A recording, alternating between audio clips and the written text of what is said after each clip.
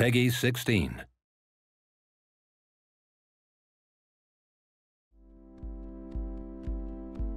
I believe video games are the future of storytelling. And I think this is just a prehistory of video games. We're just pioneers. This industry is just learning to walk on its feet right now. And that's what inspires me. It's being part of that incredible movement. This was my real father's camera. I want you to have it. That's so cool you remembered my birthday. But I can't take this. Of course you can. My dad would be pissed if I never used it, and now I know it'll be used awesomely. And I'll snag this picture as a symbol of our reunion. Cool? Since the beginning, we knew that we wanted to have some licensed titles. This is really something important for us because of the mood of the game and the nostalgic feeling we wanted to have. As we're a French company, we wanted to work with a French artist. A song, I think sometimes more than a score, give really something unique to a scene. We managed to have a blend between licensing tracks that we bought and original scoring made by Jonathan Morali.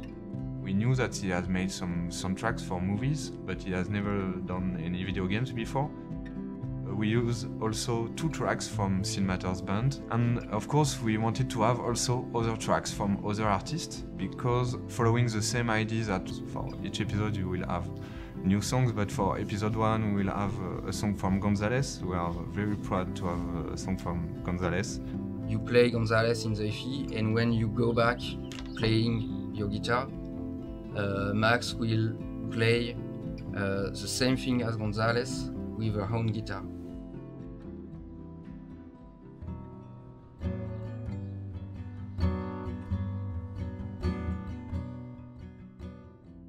We have a song of Angus and Julia Stone, who are great artists also, and since the beginning of the game we have some Angus and Julia Stone music on a lot of scenes in the game. This is, their songs work very well with our game and with our mood. And also when Chloe is putting some music in her room, she will put a Sparkle Horse title, the great title with PJ Harvey singing on this one. And we can use also the music to describe something more about the characters by their choices. For example, the music that Chloe we are going to listen is not the same as the one of Max. For this game, we knew that we wanted to deal with more intimate feelings, some nostalgic aspect.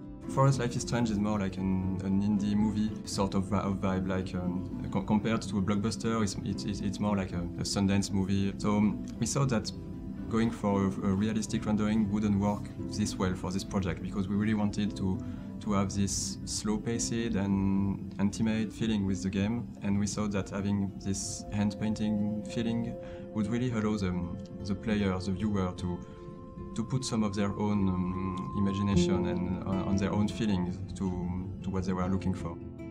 At the very beginning, the scene is completely blank, and piece after piece we create the environment. Usually we start with walls and we have details, and I like to put some small stuff like that.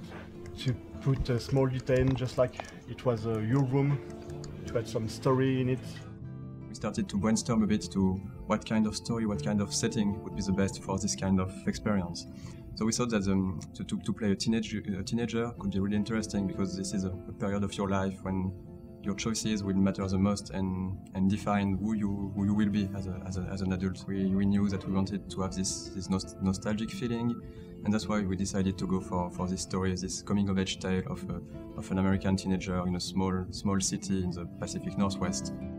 For everything in the game, we did a ton of photographs or getting references. We are looking on Google Street View and a lot of pictures to be really sure that we are right with the detail. It was very interesting to have this artistic style. The fact we use a realistic setting, it takes place nowadays in the US. So at first the team wanted to recreate something that looks exactly like the real world. For the characters, it's exactly the same. There are a lot of research, so our concept artists are doing a lot of sketch about some characters. We have all imagined those characters when we read the script. We imagine them in our own way, so it's not always the same, but we try to be sure that the player will feel them the way we want them to feel those characters. When you're looking at an overly realistic picture, there is no room for imagination at all. You just see everything in a crude light. But when we have those soft colors and this hand-drawn feeling, you can put some of your own memories in what you're looking at, and that's really something we wanted to push and to develop for this game. We have those realistic lighting on top of this hand-drawn texture. I think light is almost an actor itself in the game. In Sundance movies, there is this will to frame against the light or to have those lights coming in the picture, and that's something we really wanted to portray in the game, to use the light to be part of the picture and just not be something that just would be lighting the characters. That's also some new technology we developed for Life is Strange, to have those light leaks bleeding over the picture. Some of the parts of the game are taking place in the magic hour, because this is really this kind of lighting and feeling that really brings this warmth and soft feeling, and I think it was great for telling this story, our story of Max and Chloe. This effect is composed about 7 or 8 different layers of elements, and it was a very big challenge to make it work. The effect is one of my largest effects, not most complex, but largest effects I've ever done.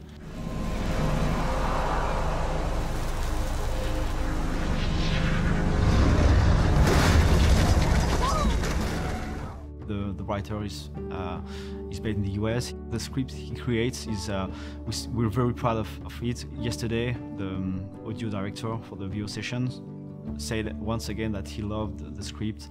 She looks like a model. That was her plan. Our plan. Get the hell out of Bigfootville and into Los Angeles. What about your mom? What did Joyce think about all this? In a game with such a heavy narratively driven game, voice acting is really important, and we really wanted the voice actors to be American, and so we looked for a different studio, and we decided to went for a studio located in Los Angeles, working with American actors. We attend remotely the sessions in Hollywood, in Los Angeles. So we have a day that starts 10, and around 6 p.m. we have to start the second day of the day and attend the recording session until 3 a.m.